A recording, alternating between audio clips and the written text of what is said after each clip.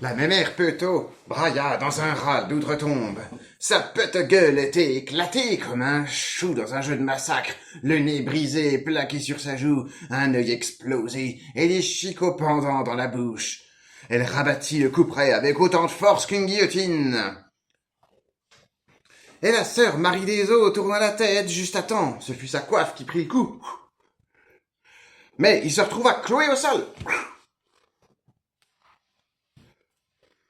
Mortu, cette satanasse! Voilà le père Benoît. Il enfonça la hache dans la clavicule de la vieille cannibale. Puis dans le dos, bruit des vertèbres rappelant les noix cassées. Il frappa et frappa encore. Bouillie d'hémoglobine. Et la Madeleine, elle en rajoutait. À coups de sabot, et ça jurait des 20 dious, des 20 rats. Plus personne ne comprenait rien à ce qu'il faisait. La sœur Marie des Eaux cherchait à récupérer le Pinel dans le cœur du monstre tout en voulant retirer sa coiffe, si bien qu'il arrivait à rien. La morte vivante exultait, un animal au grognon réduit en pulpe. Les coups la ratatinaient sans la tuer. Le prêtre ouvre sa valise par panique pour chercher l'eau bénite. Il défait les boucles dans le mauvais sens. La valise s'ouvre en grand. Elle déverse son contenu sur le sol de pierre. Les fioles tombent et se brisent. Elle platit pas que d'un bras presque arraché à son corps. La mémère Peto retire la feuille de boucher, l'élève haut au-dessus de sa tête et la rabat à pleine vitesse sur la tête de la sœur Marie des Eaux. Non! C'est le cri de l'Euphrasie qui, regrettant sa lâcheté, s'est engouffré de retour à l'intérieur. Elle a attrapé le bras de la cannibale. Et le couperet est planté dans son corps. Par Jésus-Christ, tu fuis ou je te recuis, par l'esprit chou, rentre dans ton trou, dégoisse-t-elle en vomissant du sang. Ah, moi aussi je vomis du sang. Tout le monde est pétrifié. Le visage de la Phrasie n'a jamais été aussi dur. Une pierre de taille, un accent circonflexe et un tiret noir. C'est le visage d'une femme trop fière pour être une martyre. Par mon crachat, tu repars dans ton terrier, et de lui éclabousser la gueule avec le rouge de sa gorge. Par mon regard, tu cesses d'exister. La mémère Peto boire à la mort. Sa tronche n'est plus qu'une omelette, c'est comme le bruit de la dernière déchirure au moment de l'arbre qui s'écroule. Et la Madeleine, elle brandit le grand pot à sel au-dessus de sa tête et le brise sur le monstre. Psh, la terre cuite éclate, libérant une avalanche de gros sel et les bas morceaux mis à conserver dedans. Les mains du pépère, oui, parce que la mère Peto, elle a mis le pépère dans le pot à viande. Bon, voilà, c'est toute une histoire. Ses pieds, ses oreilles et la masse informe qui fuirent ses bourses et sa queue. Voilà, je suis démonétisé. Marie serra Euphrasie à toute force dans ses bras. Elle retira la feuille de boucher, mais ça ne fit que libérer l'hémorragie. Je te demande pardon pour t'avoir dit toutes ces bêtises, annonna Euphrasie. Tais-toi! Marie prit sa tête dans ses mains. Elle embrassa à pleine bouche. Euphrasie lui rendit son baiser, lèvre pour lèvre, langue pour langue, dent pour dent. Et le père Benoît se sentait bien trop con pour réagir. Et même pas plus d'ailleurs quand le crâne d'Euphrasie se déforma, les plumes lui sortant du cuir chevelu avec un bruit humide et sa bouche se déployait pour devenir un bec. Et Marie à pleines lèvres et pleine langue dans son bec. Et Euphrasie maintenant avec une tête de corbeau. Et Marie la serrant de plus en plus fort à mesure qu'elle rétrécissait et se ratatinait. Et que sa peau crachait des rémiges aussi noires qu'elle était ses sourcils et sa moustache, la première cause de l'envoûtement. Je pense que si t'as pas lu le bouquin, tu comprends rien à ce que je raconte. Et enfin, c'était, tenant juste dans ses bras, un corbeau que Marie, une dernière fois, infiniment, désespérément, embrassait. Salut, messieurs, mesdames, personnes non binaires. On fait notre dernier épisode sur l'écriture. Je dois encore remercier Guillaume Rioux qui à nouveau a fait une relecture approfondie et m'a fait beaucoup de suggestions. Encore merci à lui, on commence à faire de bonnes collaborations ensemble, donc c'est très sympa. Voilà, j'ai la crève, je pense que ça s'entend. Voilà, Covid sur vous. Le sujet du jour, c'est comment écrire un bon roman en utilisant des techniques de jeu de rôle. Alors bon, je me suis permis de lire un de mes romans, Dans le mufle des Vosges, en illustration. Bon, ce n'est pas mon rôle de dire s'il est bon ou pas, mais j'ai choisi cette scène à te lire parce que justement, ça fait partie, enfin, tout le roman Dans le mufle des Vosges s'appuie sur des techniques de jeu de rôle. Donc c'est vraiment un roman qui illustre parfaitement ce contenu. Mais bon, voilà, cette scène-là en particulier est importante, et on va en reparler, c'est une scène où un jet de dés fait que je perds quand même un personnage important de mon histoire, en l'occurrence Euphrasie, et c'est un truc que moi, en tant qu'auteur, j'avais pas prévu, et je vais en reparler sans doute là tout à l'heure, mais ça fait partie, je dirais, en mon sens, ce côté, le hasard, en fait, ça fait partie de ma motivation numéro un pour me faire l'avocat, en fait, d'utiliser des jeux de rôle pour écrire des romans, ce côté hasard qui va te pousser en tant qu'écrivaine à sortir de ta zone de confort, à écrire des choses que tu n'avais pas prévues, peut-être à perdre des personnages auxquels tu tenais beaucoup, et voilà, à te surprendre de bien des façons, quoi. Et autre chose, alors ça tu peux pas forcément le savoir juste en écoutant, mais moi je le sais parce que je l'ai écrit. Ben, en fait, quasiment chaque phrase du texte que je viens de te lire pour origine, en fait, un aspect jeu de rôle, quoi. Ça peut être du lore, ça peut être des jets de dés, des choses comme ça. Euh, voilà, tout est vraiment intriqué dans le jeu de rôle qui va provoquer en fait quasiment chaque phrase du texte, quoi. Donc, bon, en préambule, oui, ça fait 7 minutes, c'est peut-être bien pour commencer le préambule. Bon, on entend souvent hein, que les rôlistes, en fait, c'est juste des romanciers, romancières frustrés, et que les rôlistes, voilà, ne font pas de bons romans. Tu te doutes bien que ce contenu est là pour te dire que je suis pas d'accord, que c'est faux. Guillaume n'est pas d'accord non plus. Et par exemple, Guillaume nous explique, si on prend le cas de Jean-Philippe Zaworski, c'est un rôliste qui fait les deux. Il écrit du jeu de rôle, il a écrit notamment le jeu de rôle Te Deum pour un massacre, et il écrit aussi, je pense avec un succès qu'on est forcé de reconnaître, il écrit aussi du roman. On pense notamment à Gagner la guerre.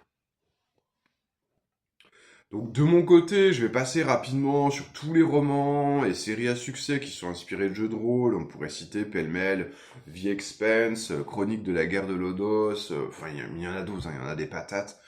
C'est pas le but de faire la liste là. Donc on va aller direct aux techniques. Oui, direct, ouais, ça fait déjà 8 minutes. Je précise aussi que j'avais déjà fait des contenus proches qui vont sans doute apporter des informations supplémentaires, donc je vais t'y renvoyer. J'ai fait un podcast avec RL et j'ai aussi fait un article de ma plume, voilà, donc pour compléter, tu iras voir ces contenus-là. Bon, ouais, je suis vraiment désolé pour cette voix-là que j'ai en plus flinguée en faisant ma lecture. Attends, je reviens, je vais boire un coup, sinon ça va vraiment pas être possible.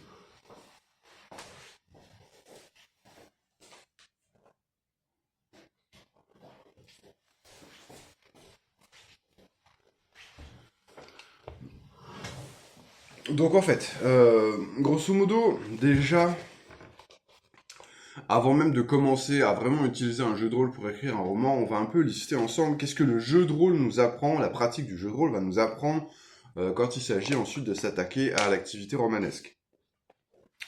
La première chose, c'est l'agentivité du personnage. Alors, j'ai des contenus qui vont venir, qui vont un petit peu battre en rebrèche l'agentivité du personnage. Mais quand même, en jeu de rôle, on va souvent se retrouver cette idée que le personnage il prend des décisions logiques et spontanées. Il suit pas un agenda narratif, en gros.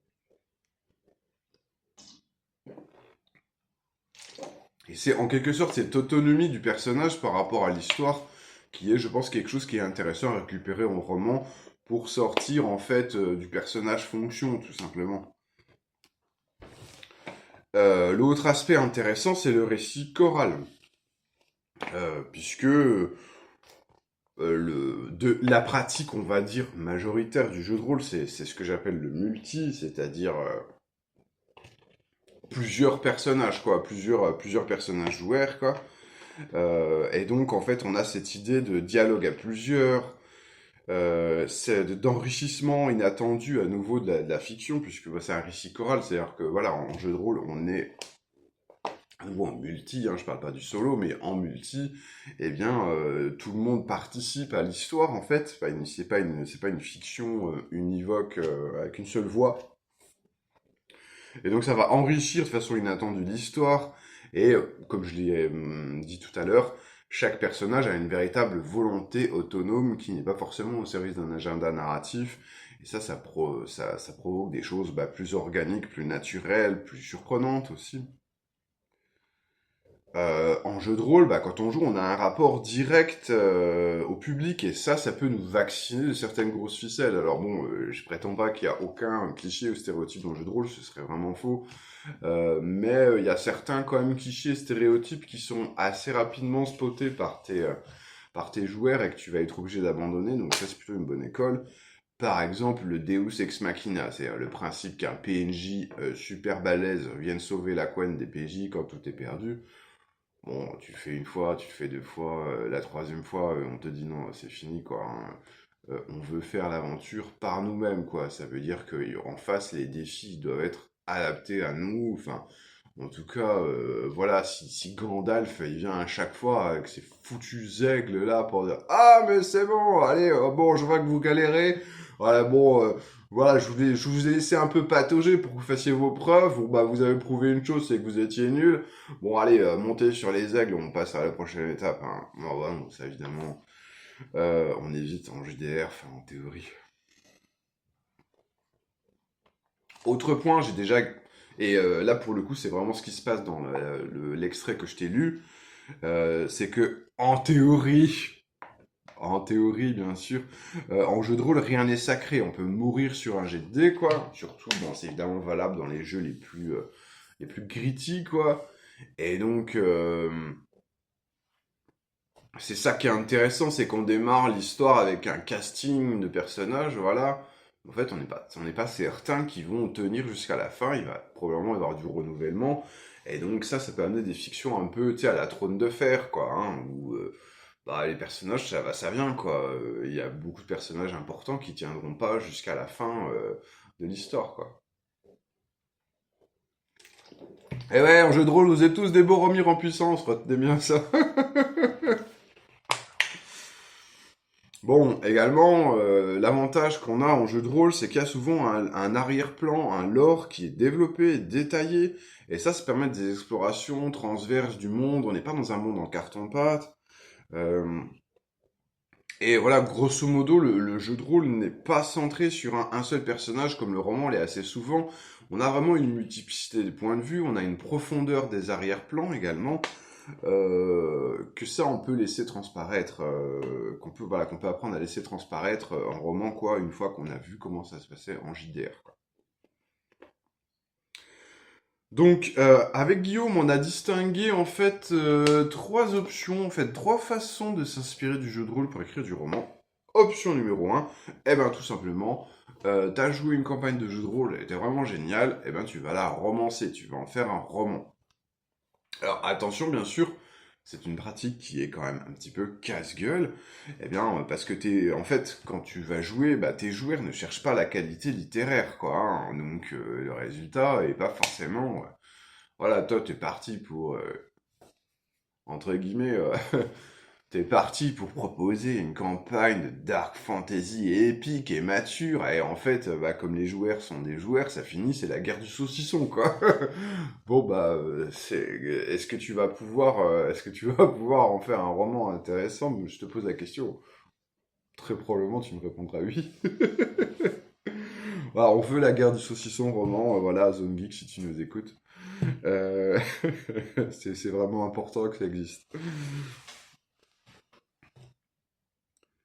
Voilà, il y a aussi des problèmes de propriété intellectuelle parce que de facto, eh bien, tes joueurs, ont une propriété intellectuelle, eh bien, sur ce qui s'est passé durant la campagne. Donc, si tu fais un roman, il faudra peut-être à minima demander leur autorisation, peut-être aller plus loin aussi en termes de partage de propriété intellectuelle.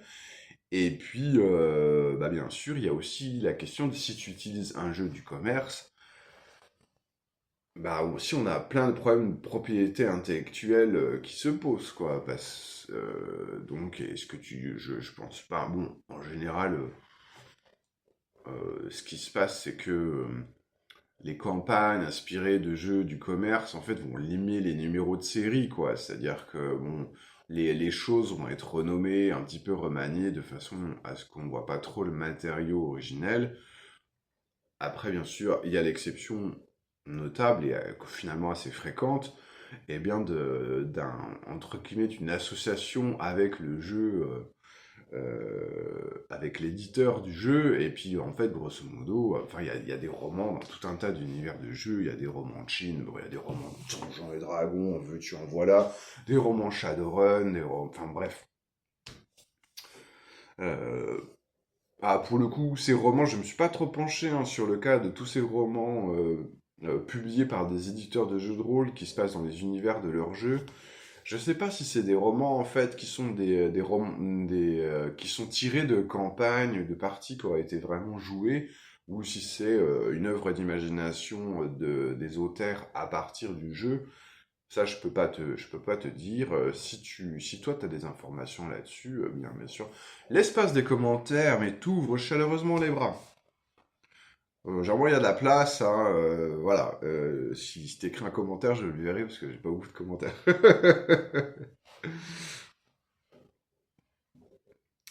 Voilà, voilà. Et donc, Guillaume nous a cité un exemple. Il y a un bouquin jeunesse qui s'appelle Gonzague Prologue et qui a été réalisé par un groupe d'enfants, en fait, de 10-11 ans apparemment, et à partir d'une partie ou campagne de jeu de rôle qui a été jouée. Et en fait, à l'origine de cette initiative, on va trouver Jean-Luc Bizien, l'auteur de Hurlement. Donc apparemment, il a fait, donc c'est des jeunes de zone d'éducation prioritaire. Donc il a joué avec eux dans les années 90 et de leur partie, ils ont tiré un roman écrit à plusieurs mains, quoi, qui s'appelle Gonzague Prologue.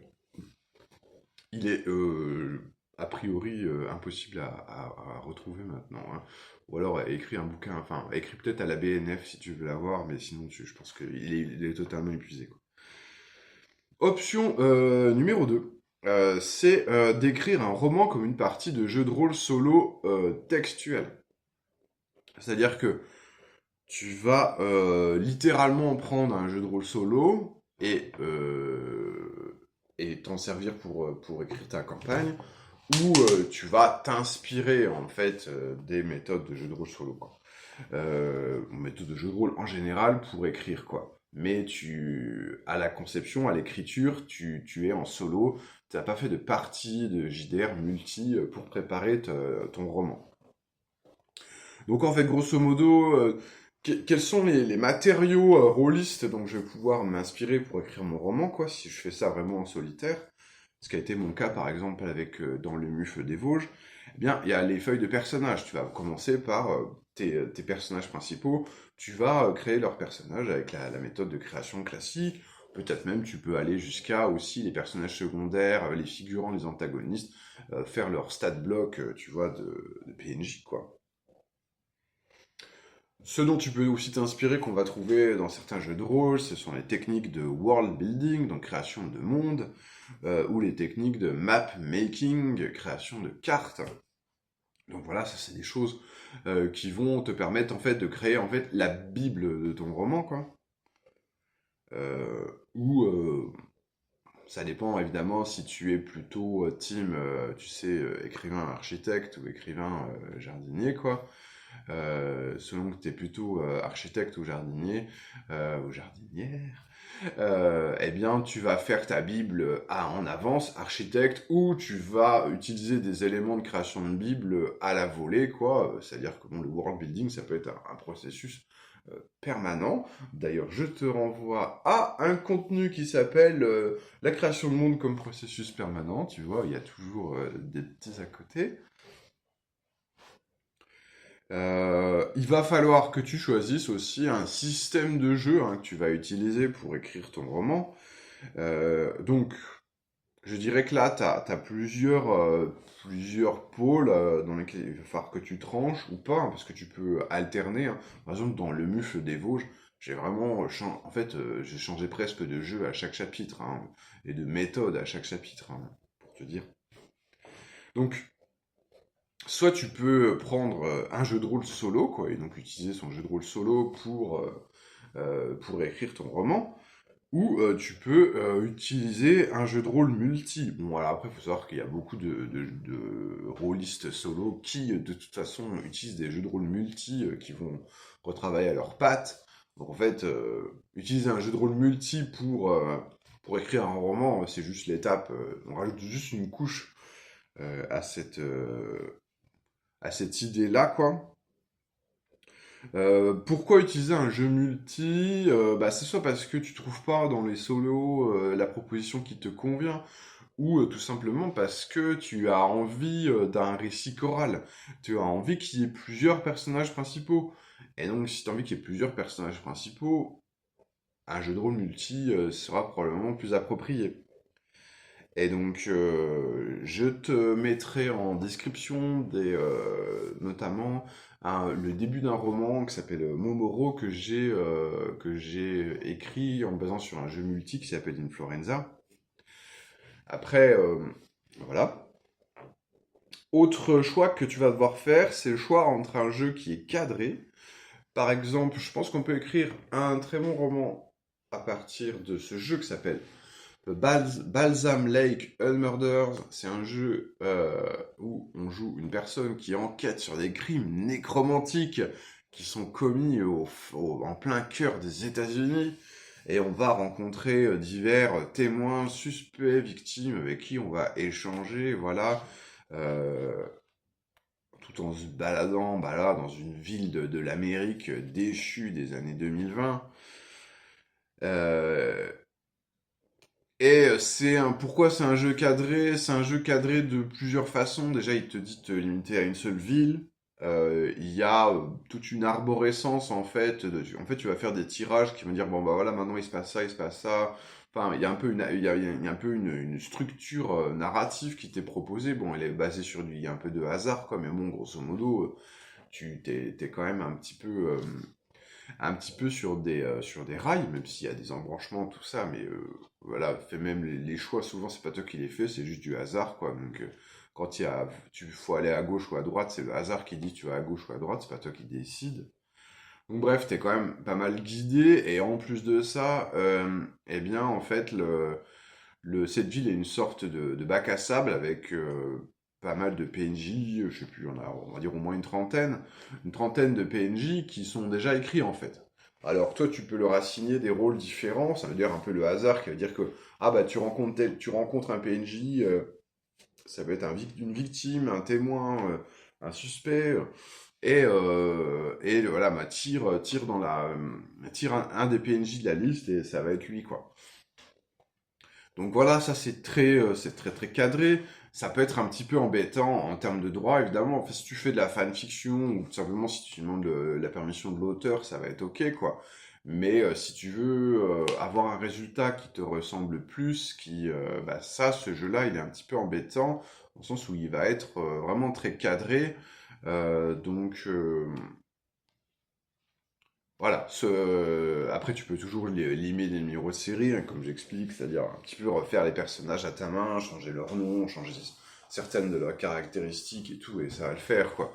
Mais on va dire que si toi tu cherches quand même une personnalisation intense, bah, c'est pas un jeu cadré comme celui-ci qu'il va falloir, il faut plutôt un jeu ouvert. Donc par exemple, c'est un exemple, hein, tu pourrais dire je vais écrire un roman de fantasy avec Marche-Branche, parce que Marche-Branche, il y a une structure narrative, mais elle est beaucoup plus lâche, elle est beaucoup plus ouverte, Et notamment, tu as beaucoup de navigation dans des tables aléatoires. Voilà, donc plein de résultats aléatoires, quoi. Mais tu peux faire ton choix, quoi. Tu peux faire du cherry picking, donc tu peux maîtriser cet aléatoire. C'est vraiment un jeu qui t'autorise aussi à très largement t'approprier les résultats, les refaire à ta main et tout.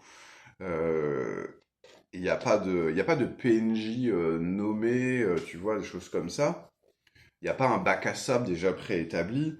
Donc là, c'est vraiment quelque chose que tu t'appropries beaucoup plus. Donc c'est à toi de voir si tu as besoin d'utiliser un jeu de rôle qui est cadré ou d'un jeu de rôle qui est ouvert. Voilà.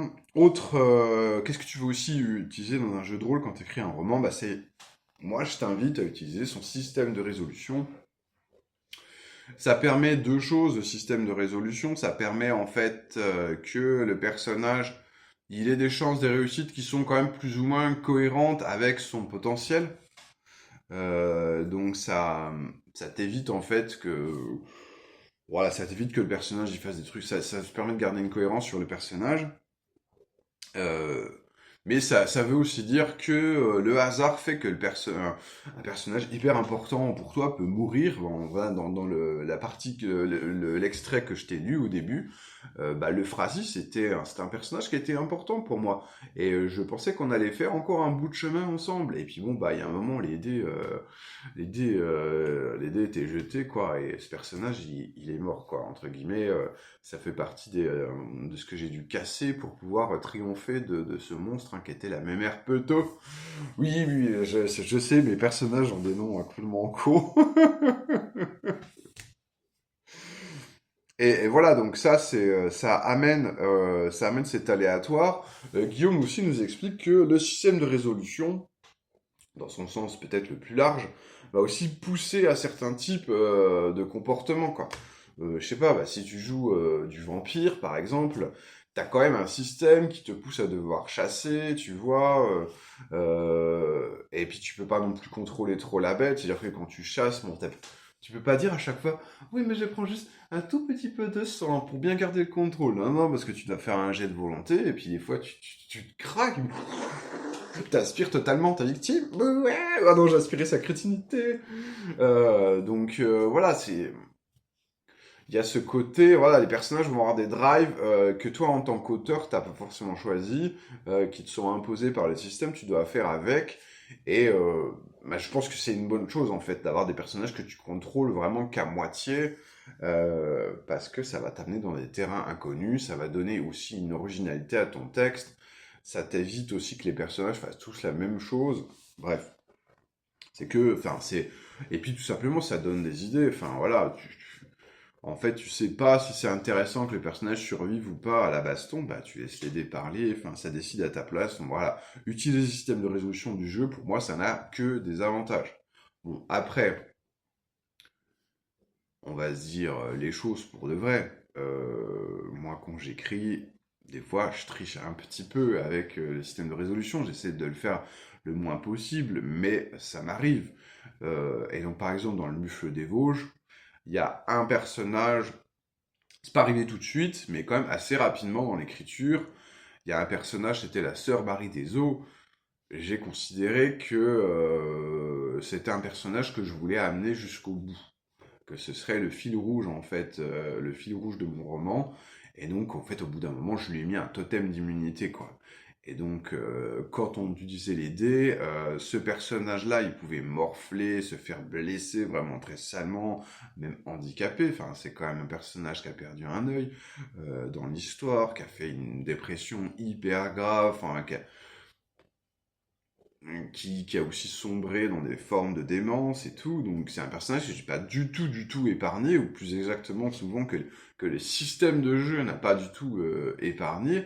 Mais je lui ai quand même mis ce totem d'immunité. Voilà, il n'était jamais question que ce personnage puisse mourir dans une confrontation, quoi. Moi, je te conseille évidemment, je dirais, quand tu vas utiliser un système de jeu de rôle, essaie quand même de l'utiliser de façon honnête assez souvent. Mais voilà, n'hésite pas à te mettre des immunités aussi. quelque part, ça peut aussi être considéré comme ta propre sécurité émotionnelle en tant qu'auteur, quoi.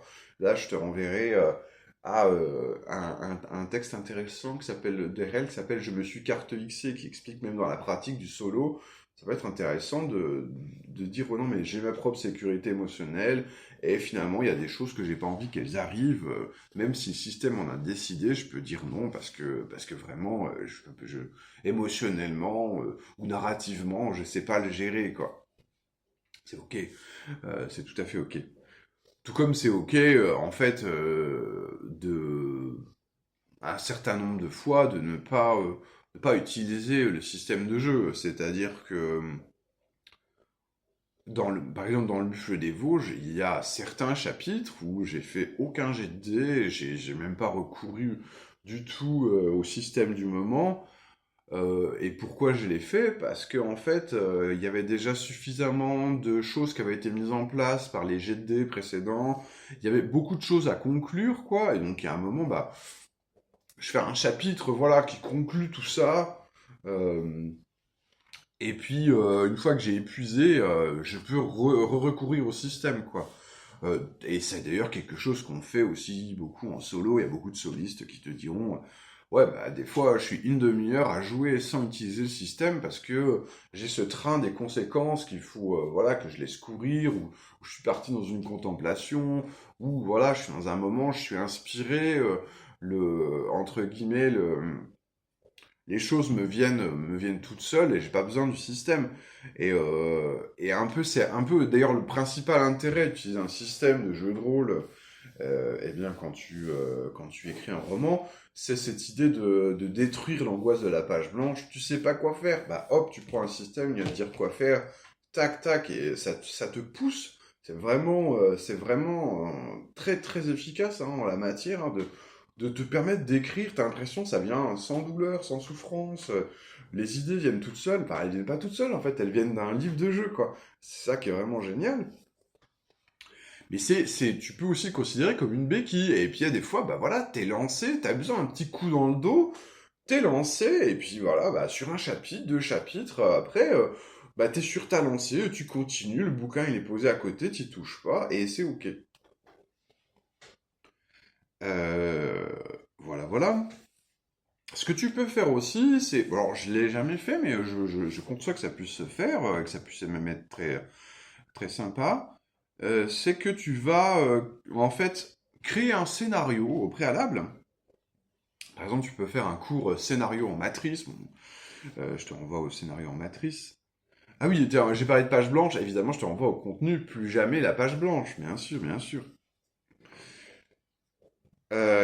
Et donc, ce scénario que tu vas écrire au préalable, bon, t'es pas obligé de faire un scénario très rédigé, mais il va t'ouvrir les potentialités, puisque un scénario, entre guillemets, quand c'est bien fait, quand c'est pas trop linéaire, eh ben les choses peuvent se résoudre de plusieurs façons, quoi.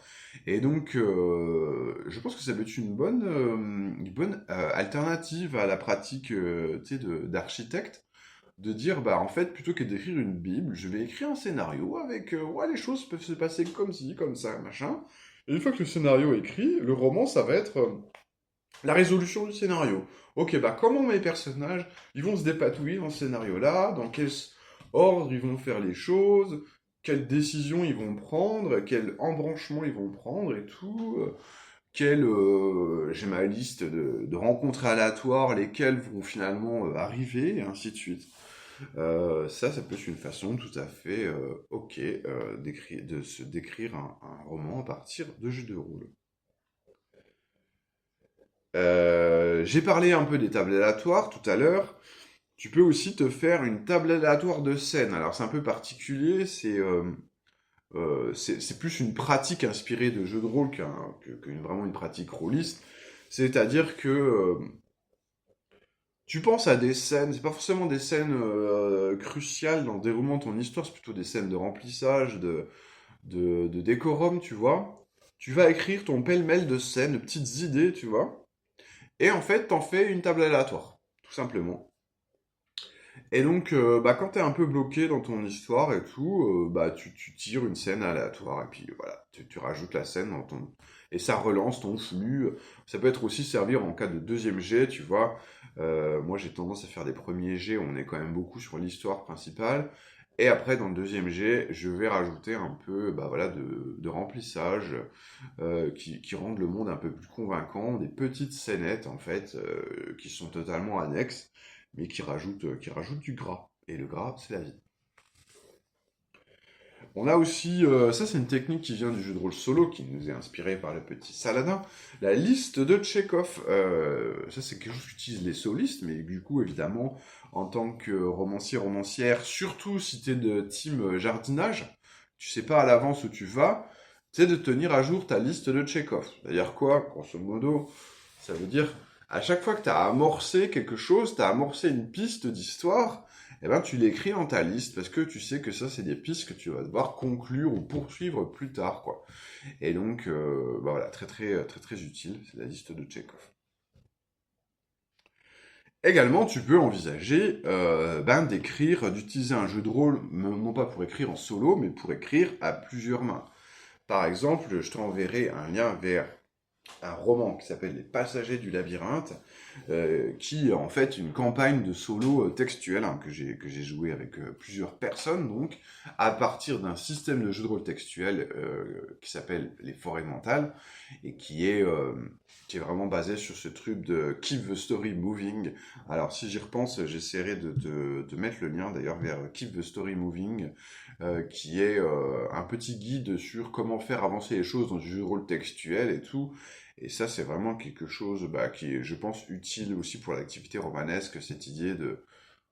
On fait, surtout quand on écrit à plusieurs mains, notre truc d'écriture ne doit pas être purement décoratif, il faut toujours faire avancer les choses, quitte à être un peu brusque, à prendre le contrôle des personnages des autres et tout.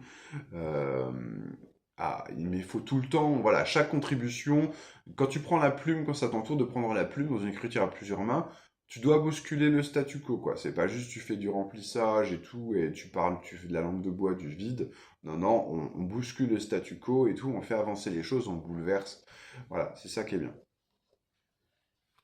Bon alors, euh, attention en fait, ces méthodes, elles valent pas en fait que pour des cultures de l'imaginaire, la SFFF, hein, parce que en fait, tu pourrais très bien écrire des romans qui soient dans le genre de la romance, du polar, même de la littérature blanche, en t'inspirant, eh bien, de jeux de rôle. Tout simplement parce qu'il y a beaucoup de jeux de rôle actuels qui offrent de telles possibilités. Je pense par exemple à un de mes jeux qui s'appelle Le Témoignage, qui est tout à fait adapté pour faire de la blanche, de la romance, du polar. Après, on pourrait même envisager... moi j'ai un projet, bon j'ai beaucoup de projets, hein. Parmi mes nombreux projets qui seront faits un jour, j'avais le projet d'utiliser un de mes jeux qui s'appelle Boissaul, qui est un jeu de rôle solo dans l'univers de Milvaux. Donc c'est un jeu de rôle solo totalement dans le registre du post-apo, de la fantastique et tout. Mais je voulais l'utiliser pour faire un road movie contemporain en fait. Et en vrai, c'est tout à fait possible parce que il suffit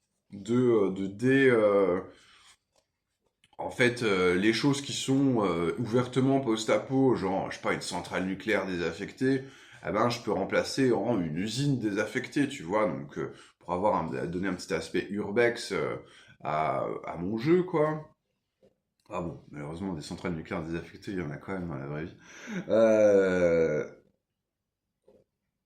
mais également, ce qui est ouvertement fantastique ou enfin surnaturel ou merveilleux dans mon jeu, eh bien dans ma partie de jeu de rôle, je peux transformer ça en du fantastique, des impressions. Si t'es censé croiser un monstre horrible, eh bien peut-être qu'on va juste croiser un humain horrible ou que on va entendre des bruits, voir une silhouette et tout, avoir des impressions, avoir une paranoïa, ou peut-être que juste le personnage va faire un cauchemar, dans ce cauchemar il va avoir un monstre.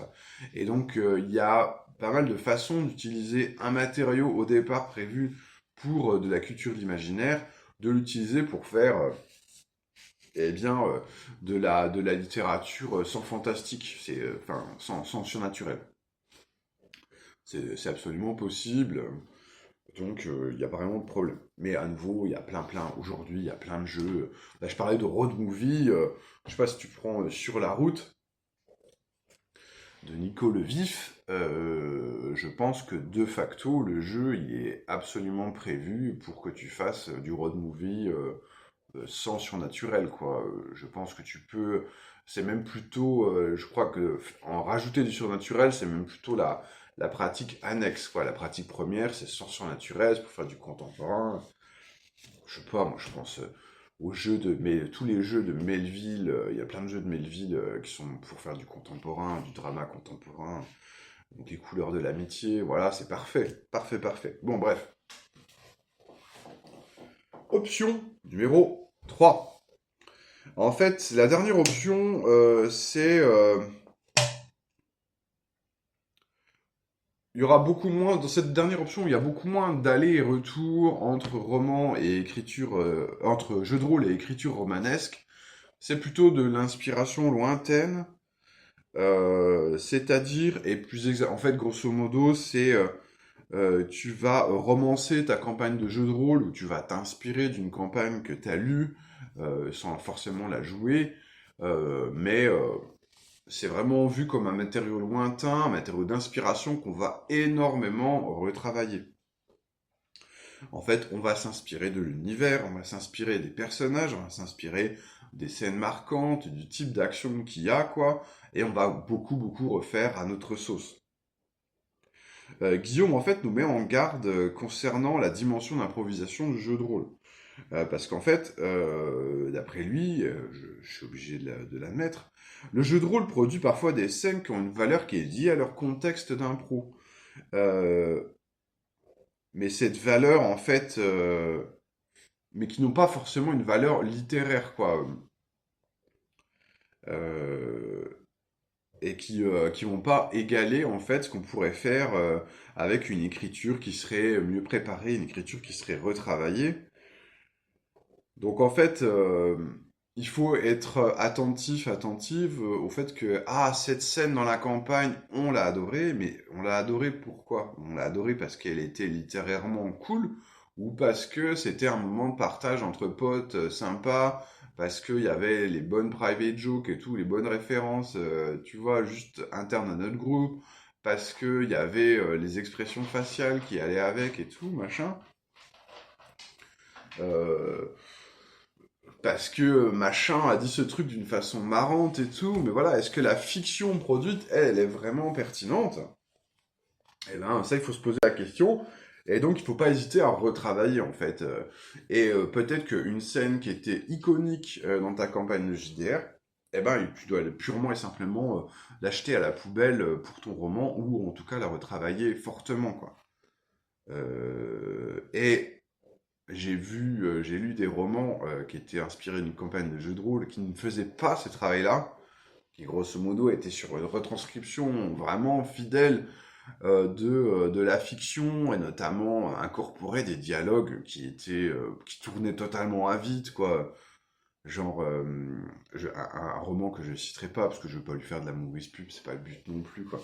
Euh, mais ça commence, les personnages sont un peu amnésiques, un peu dans le blur, quoi. Enfin, et ils rencontrent un PNJ, puis ils discutent, et ils font ouais, mais qui êtes-vous? Mais oui, mais vous, qui êtes-vous? Ouais, mais vous, qui êtes-vous? Qu'est-ce que je fais là? Ah bah je vous le dirai pas. De toute façon, j'ai pas envie de vous parler. Oui, mais vous, qui êtes-vous? C'est une espèce de dialogue et tout, mais à la limite c'est hyper spontané et normal que ça ait eu lieu dans une partie de JDR, quoi. Mais là, l'écriture, ça rendait rien, quoi. Enfin, crois-moi, ça se trouve, quand je te le dis, tu dis, oh, ben, ça a l'air rigolo, il y a un côté un peu bizarre et tout. Mais franchement, à le lire, c'était pas satisfaisant.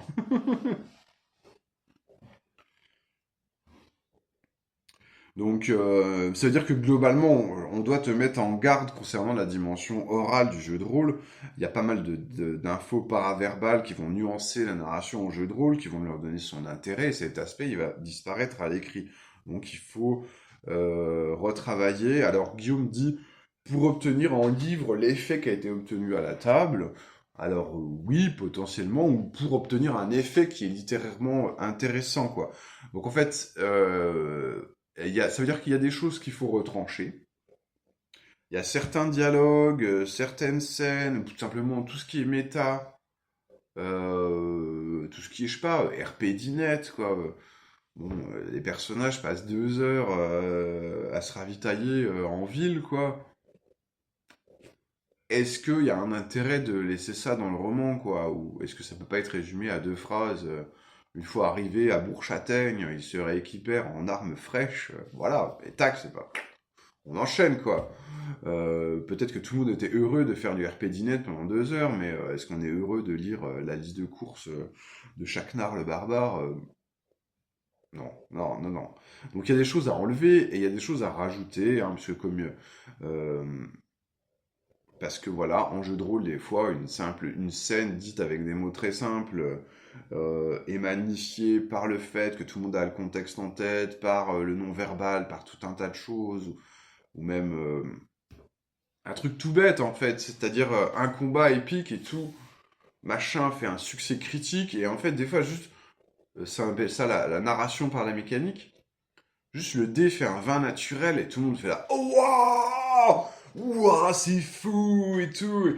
Et en fait, fictionnellement, on sait pas trop ce qui se passe. On sait qu'il se passe un truc de dingue et tout. Éventuellement, ça va juste dire oui, ok, bah du coup, l'autre il perd 2 fois les points, il prend 2 fois les dégâts, tu vois. Mais en fait, nous, en tant que joueurs, on ressent un truc fort parce que on lit le vin naturel comme étant un truc exceptionnel et tout. Mais à moins de faire un roman particulièrement méta, quand on va lire le roman, on ne sait pas qu'il y a un vin naturel. Donc en fait, il faut qu'on narrative tout ça, quoi. Dire, ah oui, bah en fait, voilà, Superbois tend son épée. Ah mais tu te calmes. Tu te calmes tout de suite.